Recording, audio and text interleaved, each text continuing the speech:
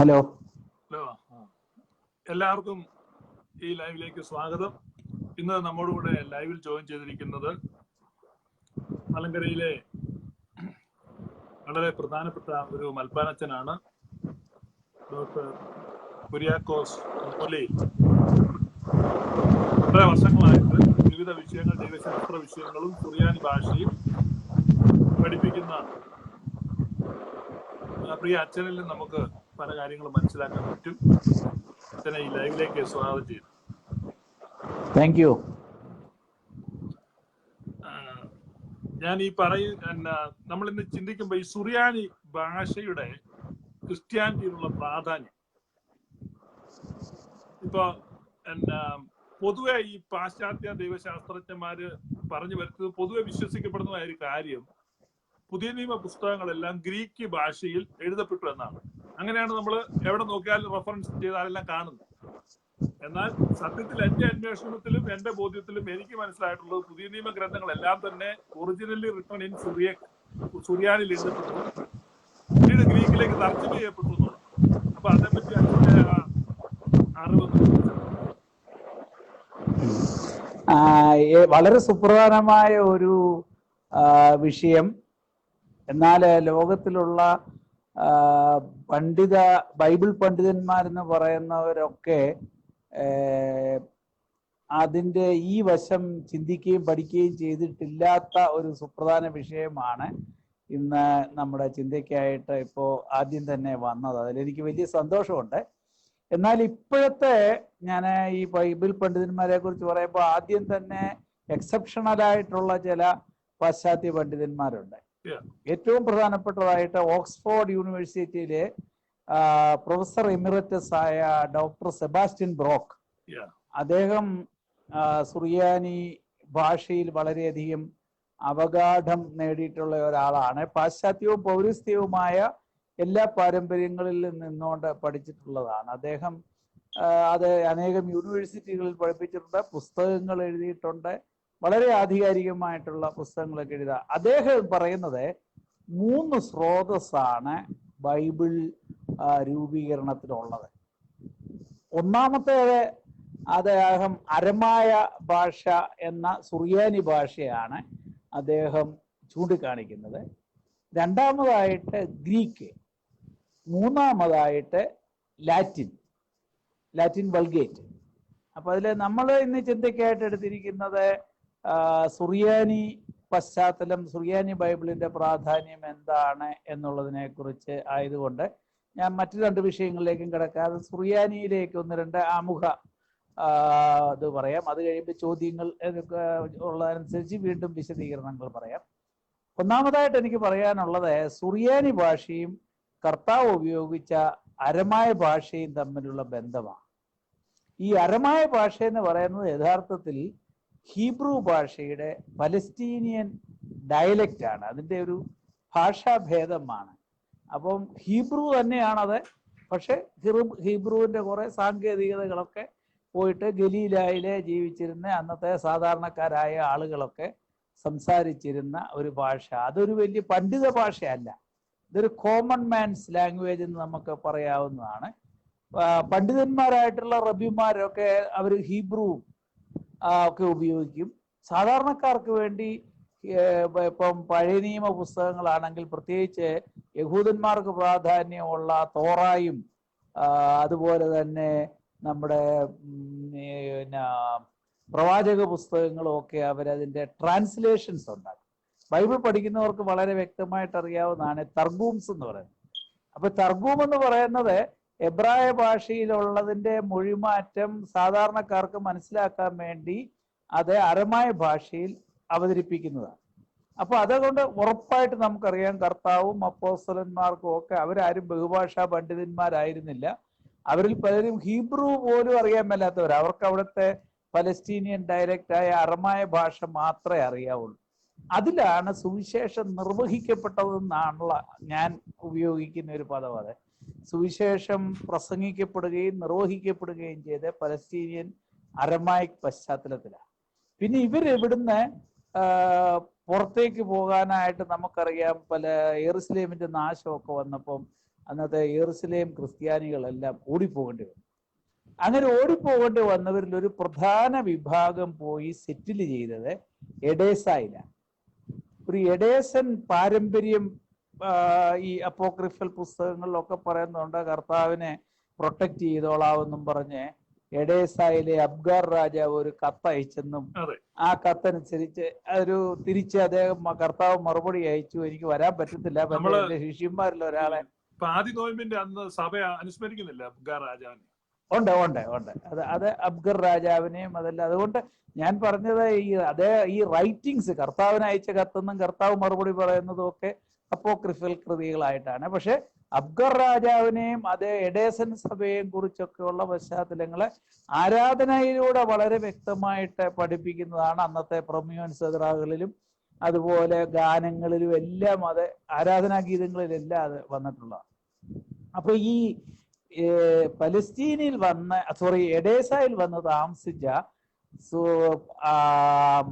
Palestinians അവരുടെ അറമായ ഭാഷ തന്നെ ഉപയോഗിച്ചുകൊണ്ട് വന്നപ്പോൾ അറമായ ഭാഷയ്ക്ക് ഒത്തിരി നമുക്കറിയാം സ്വാഭാവികമായിട്ടും ഐസൊലേറ്റഡ് ആയിട്ടുള്ള ഏറിയയിൽ ഇത് വന്നു കഴിയുമ്പോൾ അതിന് പ്രാദേശികമായിട്ടുള്ള വളർച്ച ഉണ്ടാകും, വ്യത്യസ്തതകൾ ഉണ്ടാകും.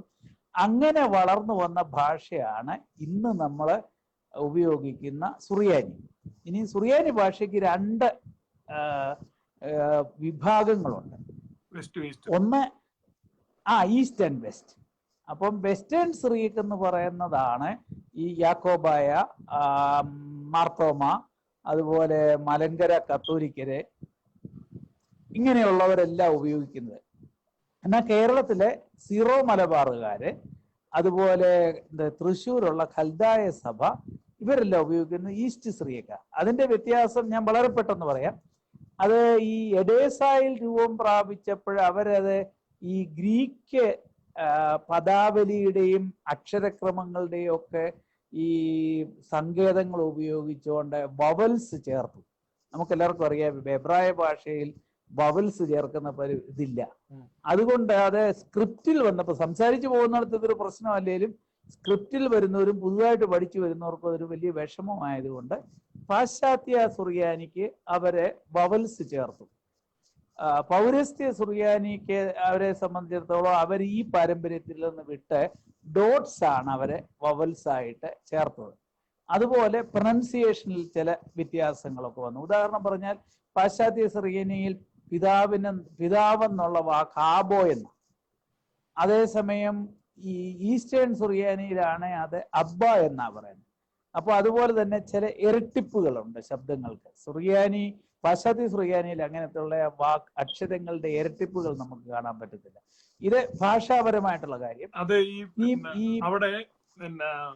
അവിടെ ഒരു നദിയുടെ അക്കരെ ഇക്കരെ ആയിട്ട് അക്കരെയുള്ള ഒരു ഈസ്റ്റ് ഇപ്പറയുള്ള ഒരു വെസ്റ്റ് സംസാരിച്ചെന്ന് കേട്ടിട്ടുണ്ട്, ശരിയാണോ? അതത്ര ആ രീതിയിൽ ഞാൻ വായിച്ചിട്ടില്ല. ഞാൻ വായിച്ചിട്ടുള്ളത് നമ്മുടെ ഈ എഡേസ എന്ന് പറയുന്ന ഒരു ബോർഡർ സിറ്റിയാണ്.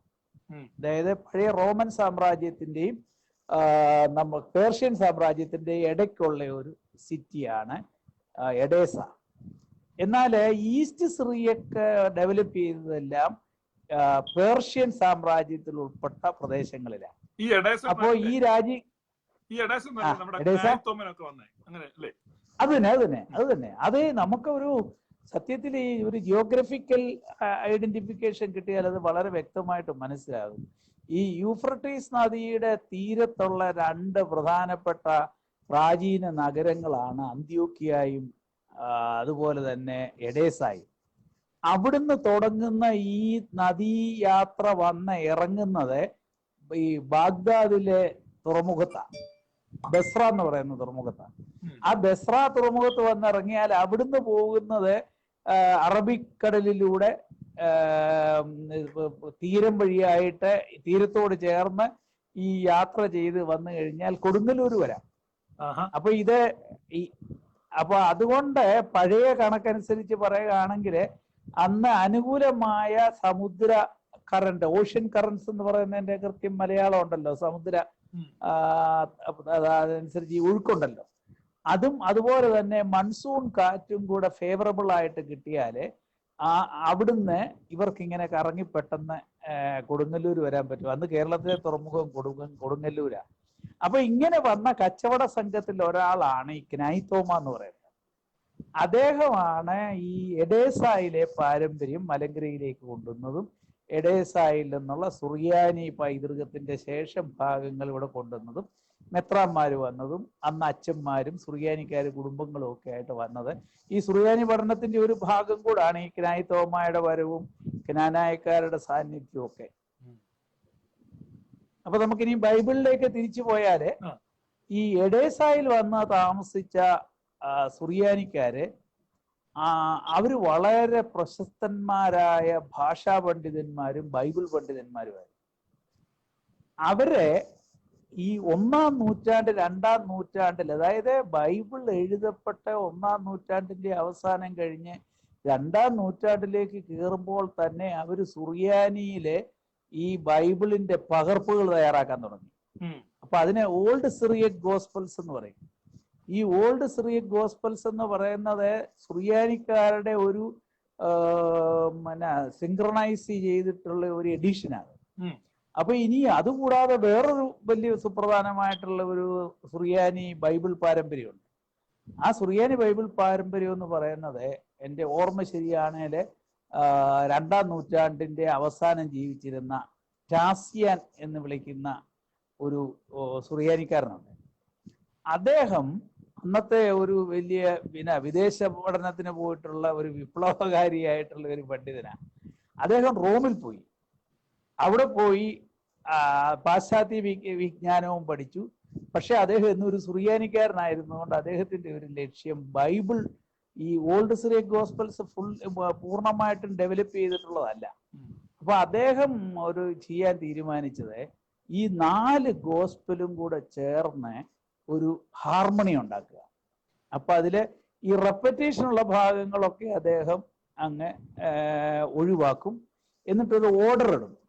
ആ ഓർഡർ അനുസരിച്ച് പുള്ളി ഈ 4 സുവിശേഷങ്ങളും കൂടെ ചേർക്കുക. അതുകൊണ്ട് സുവിശേഷ സങ്കലനം എന്നാണ് മലയാളത്തിൽ അതിനെ പറയാവുന്ന നല്ലൊരു പേര്. ഗ്രീക്കിൽ അത് ദിയാറ്റെസറോൺ എന്ന് പറയും.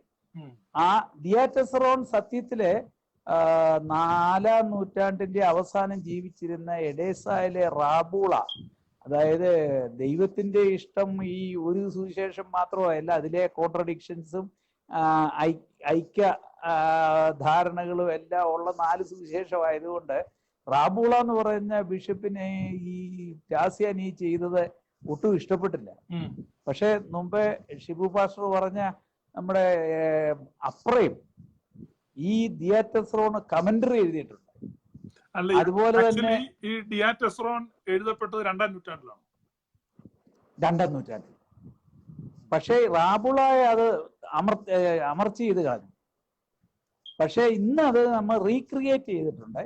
റീക്രിയേറ്റ് ചെയ്തത് എങ്ങനെയാന്ന് ചോദിച്ചാല് അപ്രയം എഴുതിയ ദിയാറ്റെസറോന്റെ കമന്ററി അർമീനിയൻ ഭാഷയിൽ അതിന്റെ മാനസ്ക്രിപ്റ്റ് കിട്ടി. അപ്പൊ ആ മാനസ്ക്രിപ്റ്റ് വെച്ചോണ്ട് അപ്രേമിന്റെ രചനയിലെ പശ്ചാത്തലത്തിൽ വെച്ചുകൊണ്ട് ദിയാറ്റെസറോൺ റീകൺസ്ട്രക്ട് ചെയ്തു. ഒറിജിനലിന്റെ ഒരു കോപ്പി പോലും കിട്ടിയിട്ടില്ല. ഈ അടുത്ത കാലത്ത് ഏതാണ്ടൊക്കെ എവിടെയൊക്കെ ഒന്നും കുറച്ച് എക്സ്ട്രാക്ട്സ് ഒക്കെ കിട്ടിയിട്ടുണ്ട്. കംപ്ലീറ്റ് ആയിട്ട് എൻ്റെ അറിവിൽ ഇതുവരെ അത് കിട്ടിയിട്ടില്ല. അത് ബൈബിളിന്റെ വളർച്ചയിലെ ഒരു വലിയ ഘട്ടമാണ്. അദ്ദേഹം ദിയാറ്റെസറോൺ റീകൺസ്ട്രക്ട് ചെയ്തിട്ടുള്ളത് നോക്കുമ്പോൾ അറിയാം അതിന്റെ പ്രാധാന്യം. ദിയാറ്റെസറോണിനെ പറ്റി പറയുമ്പോ ഈ നമ്മുടെ വെസ്റ്റേൺ ബൈബിൾ സ്കോളേഴ്സിനിടയില് എനിക്ക് തോന്നുന്നു 20-ാം നൂറ്റാണ്ടിലാന്ന് തോന്നുന്നു ഈ 4-ഫോൾഡ് ഗോസ്പൽ അല്ലെങ്കിൽ ഹാർമണി ഓഫ് ഗോസ്പൽ എന്നൊക്കെ പറഞ്ഞുള്ള എഡിഷൻസ് വരാൻ തുടങ്ങി. അപ്പം അതിന് എത്രയോ മുമ്പ്, അതായത് ഈ വെസ്റ്റേൺ ബൈബിൾ സ്കോളേഴ്സിന്റെ ഒരു കോൺട്രിബ്യൂഷൻ ആണ് ഈ 4-ഫോൾഡ് ഗോസ്പൽ അല്ലെങ്കിൽ ഹാർമണി ഓഫ് ഗോസ്പൽ എന്നൊക്കെ പറയുന്നത്. ഞാനൊക്കെ വലിയ വില കൊടുത്ത് മേടിച്ചിട്ടുണ്ട് ഈ പുസ്തകം. അപ്പോ അതൊക്കെ 1800 വർഷം മുമ്പ് സുറിയാനിക്കാർ അച്ചീവ് ചെയ്തു എന്ന് പറയുമ്പോൾ എത്ര അഡ്വാൻസ്. അതും എനിക്കതുപോലെ ഈ സുറിയാനി പിതാക്കന്മാരുടെ കമന്ററികളും അവരുടെ ബൈബിൾ എഡിഷൻസും ഒക്കെ ഇന്ന് ലോകം സത്യത്തിൽ മനസ്സിലാക്കിയിട്ടില്ലെന്ന എൻ്റെ ഒരു വിഷമം. കാരണം ഈ സഭ ഒരു പല വിധത്തിലും ശക്തി ക്ഷയിച്ചു പോയ ഒരു സഭയാണ്. ഒന്നാമത്തെ കാര്യം, രാഷ്ട്രീയമായ അടിച്ചമർത്തല്. രണ്ടാമത്തെ കാര്യം പാശ്ചാത്യ കത്തോലിക്ക സഭയുടെ അടിച്ചമർത്തല്, സാമ്പത്തികമായിട്ടുള്ള പ്രയാസം. ഇതുകൊണ്ട് ഈ സുറിയാനിക്കാരെ മുഴുവൻ അങ്ങോട്ട് പിടിച്ചോണ്ട് പോകും. പക്ഷെ അങ്ങനെ അല്ലെങ്കിൽ അവരുടെ ജീവഹാനി സംഭവിക്കും അവർക്ക്. ഇങ്ങനെ വന്നുകൊണ്ട് മനിക്കൈനിസം അത് വേറൊരു പശ്ചാത്തലം. അത് നമ്മള് വലിയ കുറച്ച് ആളുകളെ പോയെന്നുള്ള അപ്പൊ ആളുകൾ പോയെന്നല്ലാതെ സുറിയാനി പാരമ്പര്യത്തിലെ മഹത്വത്തിനൊന്നും അതൊരു ക്ഷീണം വന്നില്ല. ഈ ഒരു 8-ാം നൂറ്റാണ്ട് മുതലാണ് സുറിയാനി സഭയ്ക്ക് വലിയ ക്ഷീണം ഉണ്ടായത്. അതിനു മുമ്പ് കാൽസിഡോൺ സുന്നഹോദോസിന് ശേഷം കാൽസിഡോൺ അംഗീകരിക്കാതിരുന്നതിന്റെ പേരിൽ പൗരസ്ത്യ സഭകളെ പീഡിപ്പിച്ചതിന്റെ ഭാഗമായിട്ടൊക്കെയാണ് സുറിയാനി സഭയ്ക്ക് ആദ്യ കാലങ്ങളിലെ ദോഷങ്ങൾ ഉണ്ടായത്. പക്ഷെ ആ കാലഘട്ടങ്ങളിൽ ജീവിച്ചിരുന്ന സുറിയാനി പിതാക്കന്മാരുടെ രചനകൾ എന്ന് പറഞ്ഞാൽ ഇന്ന് നമ്മൾ ഈ ഒരു പാശ്ചാത്യ അല്ലെ ഒരു അമേരിക്കനോ യൂറോപ്യനോ ആയിട്ടുള്ള ഒരു ബൈബിൾ സ്കോളർ പറയുന്നതിനേക്കാൾ ആധികാരികമായിട്ട്, മുമ്പ് ദിയാറ്റോസറോന്റെ കാര്യം പറഞ്ഞ പോലെ ആധികാരികമായിട്ടുള്ള ബൈബിൾ കമന്ററികളുണ്ട്. ഉദാഹരണം പറഞ്ഞാല് മോർ അപ്രൈമിന്റെ കാര്യം ഞാൻ പറഞ്ഞു.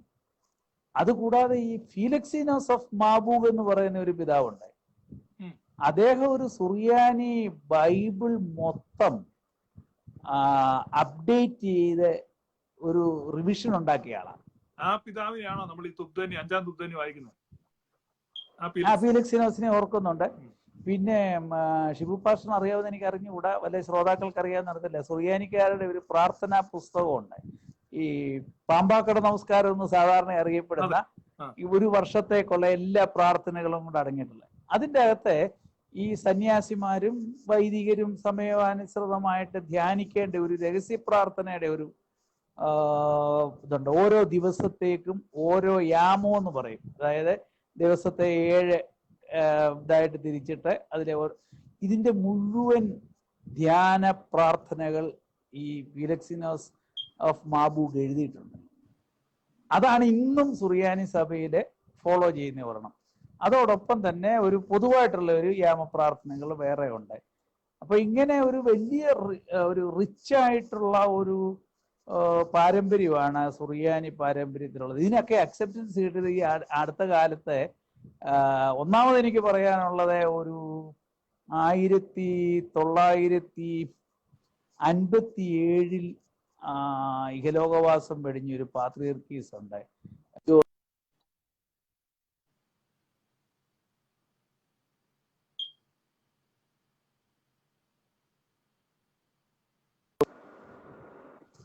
ഇഗ്നാത്തിയോസ് അപ്രേം പ്രഥമൻ അദ്ദേഹത്തിന്റെ പേര്.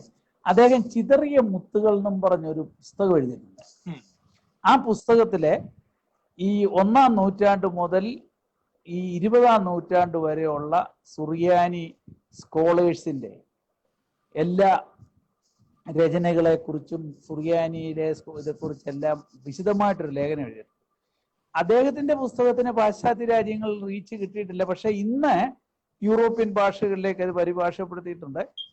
അതിന്റെ മലയാളം ഞാൻ പബ്ലിഷ് ചെയ്യുന്നത് ഒരു 4-5 കൊല്ലം മുമ്പാണ്. ആ സമയം വരെ 12 വിവിധ ഭാഷകളിലേക്ക്, ഇൻക്ലൂഡിങ് സ്വീഡിഷ്, ഇംഗ്ലീഷ്, ഇങ്ങനെയുള്ള ഭാഷകളിലേക്കൊക്കെ ഇംഗ്ലീഷ് ഉണ്ട്. ഇംഗ്ലീഷിന്റെ ഒക്കെ കുഴപ്പം അത് ഈ അമേരിക്കൻ എഡീഷനൊക്കെ ആയതുകൊണ്ട് ഭയങ്കര വിലയാ. $190 പറ്റും അതിന്റെ വില. മലയാളം വായിക്കാൻ അറിയാവുന്നവർ, ഇപ്പൊ നമ്മളെ കേൾക്കുന്ന മലയാളം വായിക്കാൻ അറിയാവുന്നവർക്ക് ആർക്കൊക്കെ ഉണ്ടെങ്കിൽ അത് $500 മലയാളത്തിൽ കിട്ടും. അത് പിന്നെ അതുപോലെ തന്നെ ഇവിടെ ഞാൻ ഈ സുറിയാനി ഭാഷയിലുള്ള ആ പശീത്തോ ബൈബിളിന്റെ വില അന്വേഷിച്ചു. ഇവിടെ അമേരിക്ക അത് ഏകദേശം $7,000 ആണ് മൊത്തം സെറ്റിന്. അപ്പൊ $7,000 വിലയുള്ള ആ പുസ്തകമല്ലേ നിങ്ങൾ എത്ര രൂപയ്ക്ക് കൊടുക്കുന്നത്? അത് നമ്മുടെ ഉദാഹരണം പറഞ്ഞാൽ 2 എഡിഷൻസ് എൻ്റെ കയ്യിലുണ്ട്. ഒന്നിത് മലയാളത്തിലേക്കുള്ള പെഷീത്തയുടെ പരിഭാഷയാണ്. ഇത് നമ്മുടെ പലർക്കും ശ്രോതാക്കൾക്ക് പലർക്കും അറിയായിരിക്കും. കണിയാമ്പറമ്പിൽ കുര്യൻ കോർപ്പിസ്കോപ്പ എന്ന പേരുള്ള അദ്ദേഹം പരിഭാഷപ്പെടുത്തിയിട്ടുള്ള പുസ്തകമാണിത്. ഇതിന് വില $300 ഉള്ളൂ മലയാളം. അതുകൂടെ ഇനി അതിനേക്കാൾ പ്രധാനപ്പെട്ട ഒരു കാര്യം, ഇത് സുറിയാനിയിലുള്ള ഈ പെഷീത്ത ബൈബിളായി എന്റെ കയ്യിലിരിക്കുന്ന ഈ പുസ്തകം. ഇത് സുറിയാനി അറിയാവുന്നവർക്ക് ഉപയോഗിക്കാൻ പറ്റുള്ളൂ. ഇത് ഇന്ത്യയിൽ പബ്ലിഷ് ചെയ്തിട്ടുണ്ട്. അതിന് 1500 രൂപ വരെയുള്ളൂ. ഈ ശിവ പാസ്റ്റർ പറഞ്ഞ 7000 രൂപയുടെ പുസ്തകം, ഡോളറിന്റെ പുസ്തകത്തിന് ഇവിടെ നമുക്ക് ഇന്ത്യൻ എഡീഷൻ $1500 രൂപയ്ക്ക് കിട്ടും. അത് നമുക്കൊക്കെ അത് നമ്മളൊരു സബ്സിഡൈസ് ചെയ്യുന്ന ഒന്നും അല്ല കേട്ടോ. അത് പ്രൊഡക്ഷൻ കോസ്റ്റിൽ വിൽക്കുന്നു. പക്ഷെ ഇന്ത്യയിലെ പ്രിന്റിംഗ് ഒക്കെ കുറെ കൂടെ ചീപ്പ് ആയതുകൊണ്ട് നമുക്കത്. ഇത് ഞാൻ ഇവിടെ ഒരു സായിപ്പിനെ കാണിച്ചു. ഈ $7000 നിങ്ങൾ ഇവിടെ അമേരിക്ക കൊടുക്കുന്ന സാധനം ഞങ്ങക്ക് നാട്ടില് എത്രയാ $5 പോലും വേണ്ട, $4. അതെ അതെ അതെ. പുള്ളി അത്ഭുതപ്പെട്ടു. ഞാൻ പറഞ്ഞു നിങ്ങൾ $7000 കൊടുക്കുന്ന സാധനം ഞങ്ങൾ $4 കൊടുക്കുന്നത്. പക്ഷെ നമ്മുടെ ആളുകൾക്ക് അറിയത്തില്ല. അതെ അതെ അതെ അതെ. അപ്പൊ ഈ ബൈബിളിലേക്ക് തിരിച്ചു പോകുന്നോ അതോ വേറെ എന്തെങ്കിലും ഇടയ്ക്ക്? ബൈബിളിലേക്ക് തിരിച്ചു പറഞ്ഞു. അപ്പൊ ദിയാറ്റെസറോൺ വളരെ പ്രചാരത്തിലായി. ഞാൻ പറഞ്ഞതുപോലെ മാർ അപ്രയം വരെ അത് ഉപയോഗിക്കാനും എല്ലാം തുടങ്ങി. അന്ന് സുറിയാനിക്കാരുടെ പള്ളികളിലെല്ലാം ഇത് ഉപയോഗിക്കാൻ തുടങ്ങി.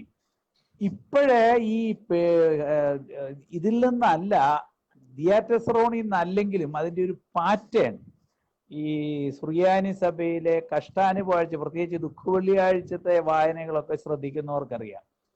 അത് ഓരോ യാമങ്ങളുമായിട്ട് ബന്ധപ്പെടുത്തി പോകാൻ വേണ്ടി 4 സുവിശേഷങ്ങളിൽ നിന്നും കൂടെ ഭാഗങ്ങൾ ഓരോന്ന് സംയോജിതമായിട്ട് ചേർത്താണ് ഈ സുറിയാനി സഭയിൽ ദുഃഖവെള്ളിയാഴ്ചയിലെയും കഷ്ടാനുവാഴ്ചയിലെയും വായനകൾ ക്രമീകരിക്കുന്നത്.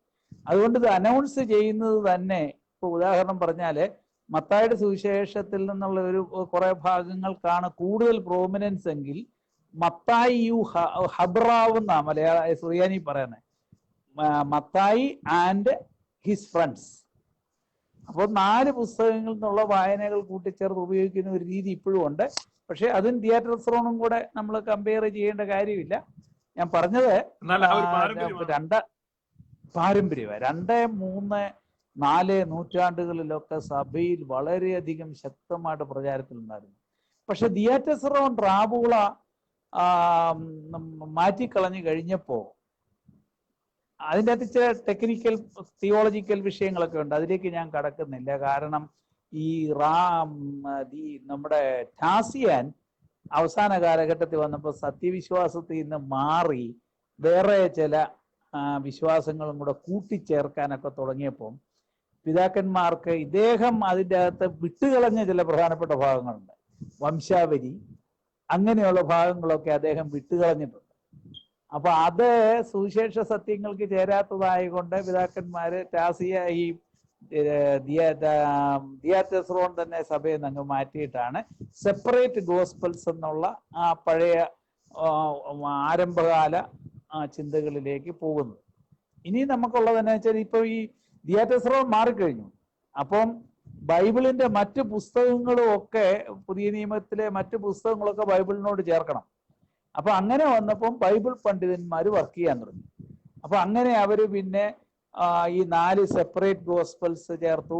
അതിൻ്റെ കൂടെ അപ്പോസ്തല പ്രവൃത്തികൾ ചേർത്തു, പൗലൂസിന്റെ ലേഖനങ്ങൾ ചേർത്തു. സുറിയാനി പാരമ്പര്യത്തിൽ എബ്രായ ലേഖനം എന്ന് പറയുന്നത് പൗലൂസിന്റെ ആണോ എന്ന് യാതൊരു സംശയവും ഇല്ലാത്ത പോലെ സുറിയാനി പുസ്തകത്തിന്റെ ടൈറ്റിൽ തന്നെ എഴുതിയിട്ടുണ്ട്. അപ്പോസ്തലനായ പൗലൂസ് എബ്രായർക്ക് എഴുതിയ ലേഖനം. അത് സുറിയാനി പിതാക്കന്മാർക്ക് ഖണ്ഡിതമായിട്ട് അവരങ്ങനെയാ പറഞ്ഞിരിക്കുന്നത്. ഇപ്പോഴത്തെ സ്കോളേഴ്സ് വ്യത്യാസമായിട്ടൊക്കെ പറയുന്നുണ്ടെങ്കിൽ സുറിയാനി പാരമ്പര്യത്തിൽ അത് വളരെ വ്യക്തമായിട്ടാണ് കാണുന്നത്. അപ്പൊ ഇത് കഴിഞ്ഞപ്പം പുതിയ ബൈബിളിന്റെ കംപ്ലീറ്റ് ഫോം സുറിയാനി ബൈബിളിനോട് ചേർക്കണമായിരുന്നു. അവിടെയാണ് ഈ ഞാൻ മുമ്പേ പറഞ്ഞ ഇലക്സിനോസ് ഓഫ് മാബൂഗിന്റെ വലിയ പരിശ്രമം ഉണ്ടാകുന്നത്. അദ്ദേഹം മാബൂഗിലെ ബിഷപ്പായിരുന്നു. അദ്ദേഹത്തിന് ഈ ഔദ്യോഗിക കാര്യങ്ങൾക്കിടയിൽ ഇതെല്ലാം ചെയ്യാൻ നിവൃത്തിയില്ലാഞ്ഞുകൊണ്ട് അദ്ദേഹത്തിന്റെ ഗൈഡൻസിൽ ഒരു വർക്ക് ചെയ്തത് ഒരു കോർപ്പിസ്കോപ്പായ. അദ്ദേഹത്തിന്റെ പേര് പോളികാർപ്പോസ്. ആ പോളികാർപ്പോസ് കോർപ്പിസ്കോപ്പായുടെ കൂടെ നേതൃത്വത്തിൽ ഇരുന്നുകൊണ്ട് ഈ സുറിയാനിയിൽ തന്നെ ഈ പെഷീത്തായോട് ചേർക്കത്തക്കവണ്ണം ഈ ഇത് ചേർത്തു. അദ്ദേഹത്തിന്റെ കാലം കഴിഞ്ഞപ്പോഴത്തേക്ക് പോൾ ഓഫ് ടെല്ല എന്ന് പറയുന്ന ടെല്ലായിലെ പൗലൂസ് എന്ന് പറയുന്ന ഒരു സുറിയാനി ബിഷപ്പ്, അദ്ദേഹം അത് വീണ്ടും പരിഷ്കരിച്ചു. അങ്ങനെ ഒരു എനിക്ക് തോന്നുന്ന ഒരു 2-ാം നൂറ്റാണ്ട് മുതൽ ഒരു 8-ാം നൂറ്റാണ്ട് വരെയുള്ള കാലഘട്ടത്തിലാണ് ഈ പെഷീത്ത ബൈബിളിന്റെ വളർച്ച. അത് വളരെ നൂറ്റാണ്ടുകളിലൂടെ പണ്ഡിതന്മാരുടെ കൈകളിലൂടെ ഇങ്ങനെ കടന്നുപോയി ഓരോ വാക്കുകളും പരിശോധിച്ച് നോക്കി വന്നതാണ്. അപ്പൊ അങ്ങനെ ഒരു സ്റ്റാൻഡേർഡ് ടെക്സ്റ്റ് ഉണ്ടായി. അതാണ് പെഷീത്ത ബൈബിൾ എന്ന് പൊതുവെ പറയുന്നത്. അതാണ് നമ്മളിപ്പോൾ കാണിച്ച വിശുദ്ധ ഗ്രന്ഥം എന്ന് പറഞ്ഞ് കണിയാമ്പറമ്പച്ചൻ പരിഭാഷപ്പെടുത്തിയതും അമേരിക്കയിലെ ജോർജിയാസ് പ്രസ്സിൽ നിന്ന് ഈ വോളിയമായിട്ടത് ഇംഗ്ലീഷ് ട്രാൻസ്ലേഷൻ ഉൾപ്പെടെയൊക്കെ ഉള്ളത് പരിഷ്കരിച്ചിരിക്കുന്നത്. അതൊരു വലിയ പാരമ്പര്യത്തിന്റെ ഭാഗമാണ്. ഇത് 8-ാം നൂറ്റാണ്ട് വരെയുള്ള ഒരു ഇത് കൊണ്ടാകുമ്പോൾ. ഇനിയും പെഷീത്തയെ കുറിച്ച് 1-2 കാര്യങ്ങളൂടെ പറയാൻ സമയമുണ്ടോ? അപ്പൊ അതായത് ഈ പെഷീത്ത എന്നുള്ള വാക്കിന്റെ അർത്ഥം സിമ്പിൾ, വളരെ ലളിതമായിട്ടുള്ളതാണ്. അപ്പൊ ഇത് ലളിതമായിട്ടുള്ളതെന്ന് പറഞ്ഞാൽ നമ്മൾ ആദ്യം പറഞ്ഞ അരമായ പശ്ചാത്തലത്തിലുള്ള, ഞാൻ അന്നേരം പറഞ്ഞത് പണ്ഡിതന്മാർക്ക് വേണ്ടിയിട്ടുള്ളതല്ലായിരുന്നു അറമായ തർഗൂം എന്നൊക്കെ പറയുന്നത്. അത് ലളിതം, അവർക്ക് സാധാരണക്കാർക്ക് മനസ്സിലാക്കണം. ഇനി ഞാൻ അതിന്റെ വേറൊരു വശം കൂടെ പറഞ്ഞാൽ കർത്താവിന്റെ ഉപദേശങ്ങളെല്ലാം അങ്ങനെ ആയിരുന്നു. അല്പം പാണ്ഡിത്യ ഒരു വ്യാഖ്യാനം ആവശ്യം വരുന്നത് നമ്മുടെ യോഹന്നാന്റെ സുവിശേഷം വരുമ്പോഴാണ്. മറ്റു 3 സുവിശേഷങ്ങളിലും വളരെ ലളിതമായിട്ട് ആർക്കും മനസ്സിലാക്കാവുന്ന സാധാരണ ഭാഷയിലാണ് കർത്താവ് തൻ്റെ ഉപദേശങ്ങളെല്ലാം ഇന്ററാക്ട് ചെയ്തത്. ആ ഒരു ട്രഡീഷനാണ് സുറിയാനി പാരമ്പര്യത്തിൽ ഈ പെഷീത്ത ബൈബിളിലേക്ക് വന്നപ്പോൾ അത് ലളിതം എന്നൊക്കെയുള്ള ഒരു പേരിൽ അത് പബ്ലിഷ് ചെയ്യാനിടയായത്. പിന്നീട് വന്നപ്പോൾ ഇതിൻ്റെ അകത്ത് വേറൊരു കാര്യം കൂടെ ഉണ്ടായി. അതായത് ഈ ഒറിഗൻ ബൈബിളിന് വളരെയധികം മികച്ച സംഭാവനകൾ നൽകിയ ഒരാളാണ്. നമുക്ക് എല്ലാവർക്കും അറിയാം 4-ാം നൂറ്റാണ്ട് വരെ പുതിയ നിയമ കാനോനൊന്നും വന്നിട്ടില്ല. അപ്പൊ അന്ന് വരെ ഇത് ഏതാ ശരി, ഏതാണ് സ്വീകാര്യം, ഇതൊന്നും അറിയത്തില്ല. പക്ഷെ അതിൽ ഏറ്റവും അധ്വാനിച്ച ആൾ ഒറിഗനാണ്. ഒറിഗൻ ഇതിന്റെ വക ഒരു ഹെക്സാപ്ല എന്ന് പറഞ്ഞുള്ള ഒരു ബൈബിൾ, ഒരു കമ്പാരിറ്റീവ് കോളത്തിലെ ഈ ഹീബ്രു, അതുപോലെ തന്നെ Hebrew in Greek letters transliteration, അതുപോലെ ഗ്രീക്ക് വേർഷനിലെ 2 എഡീഷൻസ്, അങ്ങനെയെല്ലാം വരുന്നതിൻ്റെ കൂട്ടത്തിലെ ഒരു കോളത്തിലെ സുറിയാനി കൂടെ ചേർത്തിട്ടുള്ള സീറോ ഹെക്സാപ്ല എന്ന് പറയുന്ന ഒരു എഡീഷൻ ഇറങ്ങി. അതൊക്കെ വളരെ സ്കോളർലി ആയിട്ടുള്ള കോൺട്രിബ്യൂഷനാണ്. ഈ ഒറിഗൻ ചെയ്തത് എല്ലാവർക്കും എനിക്ക് തോന്നുന്നത് കാനോനെ കുറിച്ചൊക്കെ നിങ്ങൾ നേരത്തെ ഡിസ്കഷൻ നടത്തിയിട്ടുണ്ടെന്നാണ് എനിക്ക് തോന്നുന്നത്. ഞാൻ ഒരിക്കലും അതിൻ്റെ കുറെ ഭാഗങ്ങൾ ഞാൻ കേട്ടായിരുന്നു. അപ്പൊ ഈ പുതിയ നിയമ കാനോൻ ഉണ്ടാക്കാൻ അധ്വാനിച്ചവരിൽ ഒരു പ്രധാനപ്പെട്ട വ്യക്തിയാണ് ഒറിഗൻ. അത് പിന്നെ അലക്സാന്ദ്രിയയിലെ അത്താനാസിയോസ് എന്ന് പറയുന്ന പിതാവാണ് ആദ്യമായിട്ട് പുതിയ നിയമത്തിലെ 27 പുസ്തകങ്ങളുടെ പേര് ഔദ്യോഗികമായിട്ട് പ്രഖ്യാപിക്കുന്നത്. അദ്ദേഹം, എൻ്റെ ഓർമ്മ ശരിയാണെങ്കിൽ 367 ഈസ്റ്റർ 27 പുസ്തകങ്ങളെ കുറിച്ച് അദ്ദേഹം അത് അവതരിപ്പിക്കുന്നത്. അപ്പൊ അത് കഴിഞ്ഞിട്ട് കാനോൻ ഒരു സുന്നഹദോസ് അംഗീകരിക്കുന്നത് 397 കാർത്തേജിലെ, അതൊരു പ്രാദേശിക സുന്നഹദോസാണ്. പക്ഷെ കാർത്തേജിസിനയുടെ അത്താനാസിയോസിന്റെ ഈ കാനോൻ അതുപോലെ അക്സെപ്റ്റ് ചെയ്ത് ലോകത്തെല്ലാം ഉള്ള സഭകളെ ആ കാനോനാണ് ഇപ്പം ഫോളോ ചെയ്യുന്നത്. എനിക്ക് തോന്നുന്നത് ടെക്സ്റ്റുവൽ വേരിയേഷൻസ് ഒക്കെ ഉണ്ടെങ്കിലും എല്ലാ ക്രൈസ്തവ വിഭാഗങ്ങൾക്കും യോജിപ്പുള്ള ഒരു കാര്യമാണ് 27 പുസ്തകങ്ങൾ അടങ്ങുന്ന പുതിയ നിയമം എന്നുള്ളത്. അത് ഈ നമുക്ക് മറക്കാൻ പാടില്ലാത്ത 2 സഭാപിതാക്കന്മാരുടെ കഠിനാധ്വാനമാണ് അതിൻ്റെ പുറകിലുള്ളത്. അതും നമ്മൾ അറിഞ്ഞിരിക്കേണ്ട ഒരു കാര്യമാണ്. പിന്നെ ഈ ബൈബിളുമായിട്ട് ബന്ധപ്പെട്ട സുറിയാനി പിതാക്കന്മാരുടെ കോൺട്രിബ്യൂഷൻ എന്ന് പറഞ്ഞാൽ, ഈ പ്രധാനപ്പെട്ട സുറിയാനി പിതാക്കന്മാർക്കൊക്കെ അവരുടെ ജീവിതത്തിലെ ഒരു അഭിലാഷമാണ് സമ്പൂർണ്ണ ബൈബിൾ കമന്ററി എഴുതുക. അത് ബാർബ്രായ എഴുതിയിട്ടുണ്ട്.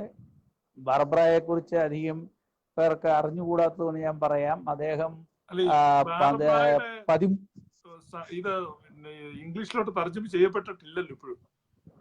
ഇല്ല, ഇംഗ്ലീഷിലേക്ക് ചില ഭാഗങ്ങൾ വന്നിട്ടുണ്ട്, സമ്പൂർണമായിട്ട് വന്നിട്ടില്ല. ഇപ്പൊ ഈ അടുത്ത കാലത്ത് അദ്ദേഹത്തിന്റെ സഭാചരിത്രമൊക്കെ വന്നിട്ടുണ്ട്. അദ്ദേഹത്തിന്റെ ലോകചരിത്രം ഒരു കുറെ കാലങ്ങൾക്ക് മുമ്പ് തന്നെ ഇറങ്ങിയിട്ടുണ്ട്. അദ്ദേഹം ഒരു പോളിമാത്ത് എന്ന് പറയുന്ന ഒരു സ്റ്റൈലിൽപ്പെട്ട ആളാ. അദ്ദേഹം എൻസൈക്ലോപീഡിക് റൈറ്റിങ്ങിന് ഏറ്റവും അറിയപ്പെട്ടിട്ടുള്ള ഒരാളാണ് ബാറബ്രായ. ബാറബ്രായ ഈ ചർച്ചിൽ വന്ന ഹെരസികളെ കുറിച്ചൊക്കെ എഴുതിയിട്ടുണ്ട്. ഹെരസികളെ കുറിച്ചും അദ്ദേഹം എഴുതാത്തൊന്നുമില്ല. അതായത് ഈ ലാഫബിൾ സ്റ്റോറീസ് വരെ അദ്ദേഹം എഴുതിയിട്ടുണ്ട്. എന്ന് പറഞ്ഞാൽ അദ്ദേഹത്തിന് വായനയിൽ എവിടുന്നേലും ഒരു സരസ കഥ കിട്ടിയാൽ അദ്ദേഹം അന്നേരം അത് കുറിച്ചു വെച്ച് അതൊരു പുസ്തകമാക്കും. അതുപോലെ സഭാചരിത്രം, ഭാഷാശാസ്ത്രം, ജ്യോതിശാസ്ത്രം, അതുപോലെ എല്ലാ വിഷയങ്ങളിലും കൂതാശകളെ കുറിച്ച്, സഭയെക്കുറിച്ച്, ഇങ്ങനെ കിട്ടാവുന്ന ഏത് മേഖലകളിലും അദ്ദേഹം എഴുതും. അതേസമയം നമ്മൾ ഓർക്കണം, അദ്ദേഹം വളരെ തിരക്കുള്ള ഒരു സഭാധ്യക്ഷനുമായിരുന്നു. അതായത് ഇന്ന് നമ്മൾ അറിയപ്പെടുന്ന കാതോലിക്കോസ് എന്നുള്ള സ്ഥാനത്ത് 13-ാം നൂറ്റാണ്ടിൽ ജീവിച്ചിരുന്ന ഒരാളാണ് അദ്ദേഹം. അതാണ് പിന്നീട് മഫ്രിയാന എന്ന് അറിയപ്പെടുന്നത്. അത് മഫ്രിയാന എന്നറിയപ്പെടാനിടയായ സാഹചര്യം എന്ന് പറയുന്നത് ഈ ആദ്യ കാലത്തുണ്ടായ കാതോലിക്കേറ്റ് പേർഷ്യൻ സാമ്രാജ്യത്തിലായിരുന്നു. അപ്പൊ പേർഷ്യൻ റോമൻ സാമ്രാജ്യവുമായിട്ട് എന്നും ശത്രുതയാണ്. അപ്പോ ഈ നെസ്തോറിയൻസിനെ റോമൻസ് പീഡിപ്പിച്ചപ്പോ ഇവരെല്ലാരും പേർഷ്യയിലേക്ക് കുടിയേറി. അപ്പോൾ റോമ സാമ്രാജ്യത്തിന്റെ ശത്രു ക്രിസ്ത്യാനികളായതുകൊണ്ട് പേർഷ്യൻ സാമ്രാജ്യം അവർക്ക് പ്രൊട്ടക്ഷൻ കൊടുത്തു. അപ്പൊ സ്വാഭാവികമായിട്ടും പേർഷ്യയിൽ ഉണ്ടായിരുന്ന ഔദ്യോഗിക ലൈൻ കാതോലിക്കോസും നെസ്തോറിയൻസ് ആയി. അപ്പം അതേ പേരിൽ നെസ്തോറിയയിൽ പേർഷ്യയിൽ സത്യവിശ്വാസികൾ എന്ന് പറയുന്ന ആ ഓർത്തഡോക്സ് വിഭാഗത്തിന് വേണ്ടി കാതോലിക്കായ ആ പേരിൽ വാഴിക്കാൻ പറ്റാതെ വന്നു. ആ കാലഘട്ടത്താണ് മഫ്രിയാന എന്നുള്ള പേര് മാറ്റി അങ്ങനെ ഇന്നത്തെ ഈ കോർപ്പറേറ്റുകളുടെ ബ്രാൻഡ് നെയിം പോലെ. അത് എക്സാക്ട്ലി ബ്രാൻഡ് നെയിം മാത്രം മാറ്റമുള്ളൂ. അത് പ്രത്യേകിച്ച് പൊളിറ്റിക്കൽ സിറ്റുവേഷനിൽ നിവൃത്തിയില്ലാത്തതുകൊണ്ട് അവരങ്ങനെ ചെയ്യും. പിന്നെ അവരുടെ സീറ്റ് ചേഞ്ച് ചെയ്തു. ഇപ്പം കാതോലിക്ക സെലൂക്കിയയിലായിരുന്നെങ്കിൽ മഫ്രിയാന ടൈഗ്രീസിലായിരുന്നു, തിഗ്രീസ് എന്ന് പറയുന്ന സ്ഥലം. അപ്പൊ അങ്ങനെയുള്ള വ്യത്യാസങ്ങളൊക്കെ ഉള്ളു. പക്ഷെ പിന്നീട് പേർഷ്യൻ ഗവൺമെന്റ് രണ്ടുപേരെയും അപ്രൂവ് ചെയ്തൊക്കെ അങ്ങ് പോവും. പക്ഷെ സ്വാഭാവികമായിട്ടും പേർഷ്യയിലെ സഭ അങ്ങ് ഒത്തിരി നാശോന്മുഖമായി. പക്ഷെ അക്കാലത്തെ പല ദേറാകളൊക്കെ ഇപ്പോഴും ഉണ്ട്. ഈ ഇറാഖിലെ മത്തായി ദേറ എന്നൊക്കെ പറയുന്ന ദേറാകളെല്ലാം ഇപ്പോഴും സർവൈവ് ചെയ്യുന്നുണ്ട്. പക്ഷെ 2000 സന്യാസിമാരുണ്ടായിരുന്നിടത്തൊക്കെ ഇപ്പോൾ ഒരാളോ ഒരു കാവൽക്കാരനോ അങ്ങനെയുള്ളവരൊക്കെ ആയിട്ട് ചുരുങ്ങിപ്പോയിട്ടുണ്ട്. പ്രത്യേകിച്ച് ഈ സദാം ഹുസൈന് ശേഷം വന്നിട്ടുള്ള ഭരണകാലഘട്ടങ്ങളിലൊക്കെ അവിടെ ഒത്തിരി ഡീഗ്രേഡേഷൻ വന്നിട്ടുണ്ട്. പിന്നെ ഇനി ബൈബിളിന്റെ പെഷീത്തായുടേത് വീണ്ടും തുടർന്നാല് ഈ 1500 16-ാം നൂറ്റാണ്ട് വന്നപ്പോഴത്തേക്ക് പെഷീത്തായ്ക്കൊരു കംപ്ലീറ്റ് പെർഫെക്റ്റ് വേർഷനായി. അപ്പൊ അക്കാലത്ത് നമുക്ക് അറിയാവുന്നതുപോലെ പ്രിന്റിങ് കണ്ടെത്തി കഴിഞ്ഞപ്പോഴത്തേക്ക് ആദ്യകാല പ്രിന്റേഴ്സിന്റെ എല്ലാം ഒരു ആഭിമുഖ്യം ബൈബിൾ പ്രിന്റ് ചെയ്യണമെന്നാണല്ലോ. അപ്പൊ അങ്ങനെ ജർമ്മനി തുടങ്ങിയ ആ സംരംഭത്തിൽ ആ 16-ാം നൂറ്റാണ്ടിൽ തന്നെ സുറിയാനിയും ബൈബിൾ കംപ്ലീറ്റ് ബൈബിൾ പ്രിന്റ് ചെയ്യാൻ തുടങ്ങി. അത് പിന്നീട് ഇച്ചിരി ഇംപ്രൂവ്മെന്റ് ഒക്കെ വരുത്തി. പഴയ നിയമം മുമ്പേ ഞാൻ പറഞ്ഞ പോലെ വവൽസ് ഇല്ലാത്ത സ്ക്രിപ്റ്റില് ചേർത്തു.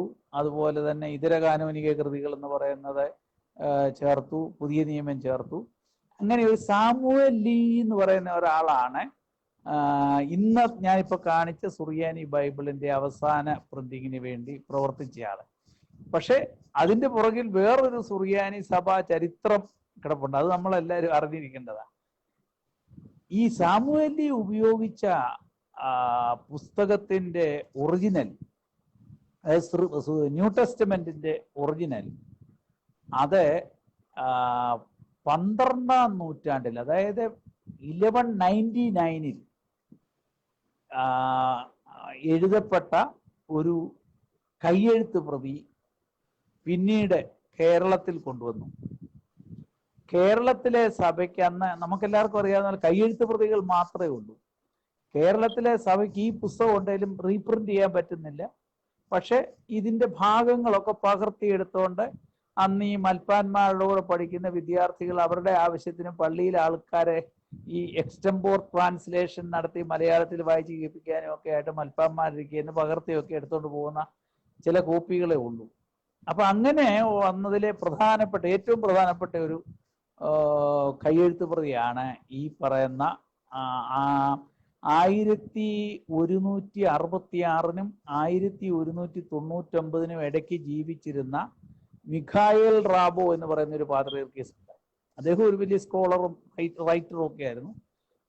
അതേക്കുറിച്ച് നമുക്ക് പിന്നീട് സന്ദർഭത്തിൽ സുറിയാനി പിതാക്കന്മാരുടെ കോൺട്രിബ്യൂഷൻസിനെ കുറിച്ച് നമുക്ക് പിന്നീട് സംസാരിക്കാം. ഇദ്ദേഹം ചെയ്തത് എന്നാന്ന് ചോദിച്ചാല് ഈ പാത്രീർക്കീസിന്റെ കോപ്പിയാണ് ക്ലോഡിയസ് ബുക്കാനന് കൊടുത്ത. അതിലേക്ക് വരുന്നത് എക്സാക്ട്ലി. അതായത് ഈ കോപ്പി മലങ്കരയിൽ സൂക്ഷിച്ച് അന്നത്തെ വലിയമാർ ദീവനാസ്യോസ് എന്ന് പറയുന്ന മെത്രാപ്പൊലീത്ത ക്ലോഡിയസ് ബുക്കാനുമായിട്ട് 1806 കണ്ടുമുട്ടിയപ്പം ഈ പണ്ട് ഇവിടെ ഉണ്ടായിരുന്ന പുസ്തകങ്ങളെല്ലാം ഈ പോർച്ചുഗീസുകാർ നശിപ്പിച്ച് ഇല്ലാതാക്കിയാ പോയത്. പക്ഷെ അത് കഴിഞ്ഞിട്ടും ഇവിടെ ഉണ്ടായിരുന്ന ഒരു കോപ്പി ഇവര് ജീവൻ സംരക്ഷിച്ച് അങ്ങനെ പോലെ സംരക്ഷിച്ച് നിലനിർത്തിക്കൊണ്ട് പോകുന്നതാ. പക്ഷെ ബുക്കാനൻ വന്നപ്പം ബുക്കാനൻ വളരെ വെൽ ഇന്റന്റഡ് ആയിരുന്നു അദ്ദേഹത്തിന്റെ വരവ്. അദ്ദേഹം മലങ്കര സഭയെ ശക്തിപ്പെടുത്താൻ, കേരളത്തിലെ സുറിയാനി സഭയെ ശക്തിപ്പെടുത്താൻ ചർച്ച് ഓഫ് ഇംഗ്ലണ്ടിൽ നിന്ന് എന്ത് ചെയ്യണം എന്നാണ് അദ്ദേഹം ചോദിക്കുന്നത്. അപ്പൊ ചോദിച്ചപ്പം വലിയ മെത്രാപ്പൊലീത്തയ്ക്ക് ഒറ്റ ആവശ്യമേ ഉണ്ടായിരുന്നുള്ളൂ, ഞങ്ങൾക്ക് ഇവിടെ ഞങ്ങളുടെ ആളുകൾക്ക് വായിക്കാൻ മലയാളത്തിൽ ബൈബിൾ ഇല്ല, അപ്പൊ അതുകൊണ്ട് ഞങ്ങൾക്ക് ബൈബിൾ പ്രിന്റ് ചെയ്ത് കിട്ടണം. അപ്പൊ അദ്ദേഹം പറഞ്ഞു ഞങ്ങളത് ചെയ്തു തരാം, ആദ്യം ട്രാൻസ്ലേറ്റ് ചെയ്ത് കിട്ടണം. അപ്പൊ അന്നേരം വലിയ മെത്രാപ്പൊലീത്ത പറഞ്ഞു ഞങ്ങളുടെ ഒരു റമ്പാൻ എന്ന് പറഞ്ഞാൽ അറിയാമല്ലോ, സന്യാസി, ഒരു സന്യാസി പട്ടക്കാരൻ ഇത് സുവിശേഷങ്ങൾ 4 പരിഭാഷപ്പെടുത്തി വെച്ചിട്ടുണ്ട്. കായംകുളം പീലിപ്പോസ് റമ്പാനാ അദ്ദേഹത്തിന്റെ പേര്. അദ്ദേഹം ട്രാൻസ്ലേറ്റ് ചെയ്ത് വെച്ചിട്ടുണ്ടെന്ന് പറഞ്ഞു. ഈ ക്ലോഡിയസ് ബുക്കാനൻ ആ ട്രാൻസ്ലേഷനുമായിട്ട് ബോംബെക്ക് പോയി അതിനുവേണ്ടി പ്രത്യേക അച്ചുണ്ടാക്കാൻ, മലയാളം അച്ച, ഈ കോൺ വെട്ടിയുള്ള കല്ലച്ച് അങ്ങനെ ഉണ്ടാക്കി അക്ഷരം കൊത്തി ഉണ്ടാക്കി ഈ 4 സുവിശേഷവും അദ്ദേഹത്തിന്റെ ചെലവിൽ അടിച്ച് മലങ്കരയിലെ പള്ളികൾക്ക് വേണ്ടി അയച്ചു തന്നു. 4 സുവിശേഷങ്ങളെ അദ്ദേഹത്തിന്റെ ചുമതല ചെയ്യാൻ പറ്റുള്ളൂ. പക്ഷെ അന്ന് വലിയമാർ ദീവനാസ്യോസ് ഒരു വലിയ കാര്യം ചെയ്തു. ഇത്രയും കാലം സൂക്ഷിച്ചിരുന്ന ഈ സുറിയാനി ബൈബിൾ ഉണ്ടല്ലോ,